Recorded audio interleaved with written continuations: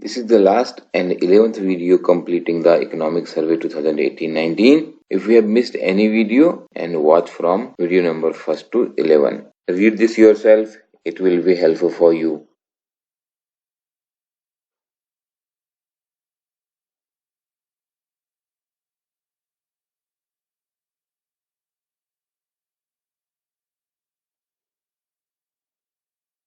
Coming to the question 71, which of the following are considered private placement for fund mobilization? Must be hearing this word private placement in news very often, and that is the kind of question asked in the exam. The three statement: private placement is qualified institutional placement for allotment of equity, it is preferential allotment of equity, and it includes private placement of bond. The correct answer, all of the three are called private placement. See, from the economic survey, primary market resource mobilization through private placement. So when you read, this data will not be asked in the exam, but you have to have the understanding. So what is private placement? QIP allotment, preferential allotment, private placement of the bond. For the purpose of understanding, you understand that private placement is different than the going public for resource mobilization. Going public means when a company goes to masses to raise money. When a company goes to masses to raise money, but when the company raises money privately, it is called private placement. And next question, which of the following are correct? So statement A, net positive FPI, foreign portfolio investment, helps in increasing the Sensex. Think about it. And we know when there is more portfolio investment in our market, it will help better prices for our equity. Sensex and Nifty generally move in opposite directions. Is it so? Why they will move in opposite directions?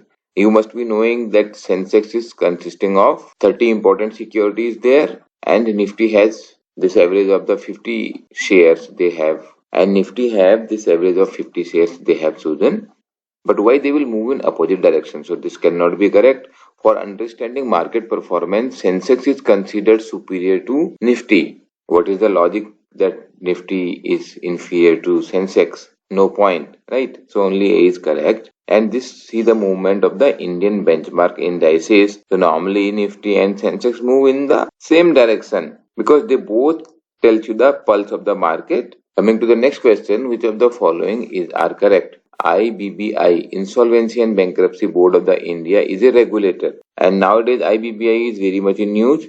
Statement B, NCLT is the adjudicatory authority in relation to the insolvency of the corporate companies and limited liability entities. If you want to know more about IBBI, NCLT, DRT, there is a separate video. Please go through that. And statement C is DRT is the adjudicating authority for the cases related to insolvency, liquidation, and bankruptcy of individuals, unlimited partnership firm, and all these are correct. So the difference between NCLT and DRT is NCLT is for the corporate, for the companies, while DRT is for the individuals and partnership firms, and IBBI is the regulator of this market of insolvency. Which of the following are correct? Core inflation lasts longer than headline inflation. Have you heard something like this? Prices of food and fuel are less volatile than other items considered in headline inflation, and service inflation is also accounted for the headline inflation. You remember we saw the graph of service inflation and food inflation. So this graph, that service inflation contribution is increasing every year and good inflation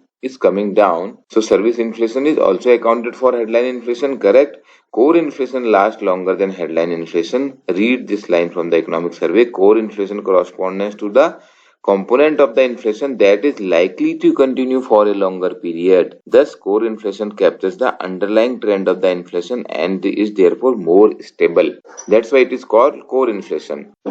That's why the name also rightly indicate core inflation. And unlike the non-core component of the inflation, core inflation is not affected by temporary shocks. In India, core inflation is generally measured by excluding highly volatile components from the headline inflation.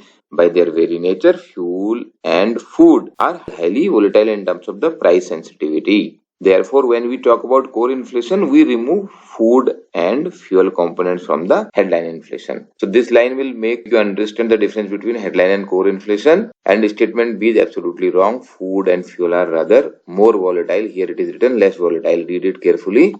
Coming to 75, Housing Price Index HPI by NHB to observe the movement of prices of residential properties is called. And this index is also very important for knowing the movement in house prices, and it is called NHB Regidex. Remember? Residential index, so then you will not forget Regidex, and it was launched in 2007 by National Housing Bank, and currently this NHB Regidex for 50 cities on a quarterly basis is published, keeping 17-18 as the base year. Among the 50 cities are the capitals of 18 states and UTs, and 33 the smart cities. 76, in India, what percentage of GDP is spent on education and health respectively?